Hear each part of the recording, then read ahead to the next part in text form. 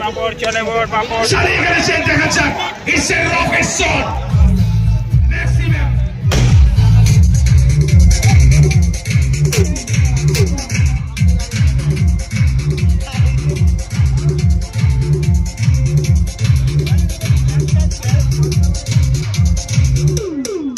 বন্ধুরা sound system কিন্তু যে কোনো অনুষ্ঠানে কিন্তু লেগে থাকে এবং সাউন্ড সিস্টেমের কাজ কিন্তু অত্যন্ত গুরুত্বপূর্ণ যে কোনো অনুষ্ঠানে।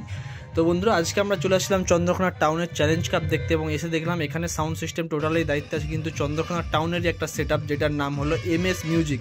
এবং বন্ধুরা এখানে কিন্তু একটা স্টেজ সেটআপও চলছে, অর্থাৎ স্টেজে কিন্তু অর্কেস্ট্রা টাইপের কিছু হচ্ছে।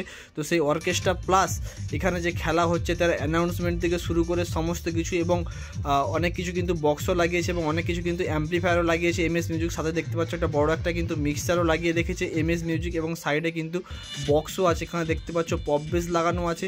এবং বন্ধুরা এই যে খেলাটা টোটাল পরিচালনা হচ্ছে তার গ্রাউন্ডের সাউন্ড সিস্টেম, অর্থাৎ কতটা এত ভারী ওভার ক্রাউডেড, অর্থাৎ প্রচুর পরিমাণে দর্শক আছে, সেই মধ্যে দিয়ে সাউন্ডটা ওভার করে বার করে নেওয়া কিন্তু একটা খুবই গুরুত্বপূর্ণ কাজ, যেটা কিন্তু এমএস মিউজিক কিন্তু খুবই সুন্দরভাবে করছে। তো তোমাদেরকে দেখিয়ে দিই যে এমএস মিউজিক এখানে কী কী অ্যাম্পলিফায়ার ব্যবহার করছে এবং এমএস মিউজিকের যে বক্সগুলো বাজছে সেগুলো কেমন বাজছে এবং চ্যালেঞ্জ কাপটা দেখতে কীরকম হয়েছে, অর্থাৎ কতটা কি লোক জমেছে, কতটা কি ভিড় হয়েছে, সমস্ত কিছু দেখাচ্ছি ভিডিওটা। তো ভিডিওটা শেষ পর্যন্ত দেখতে থাকো।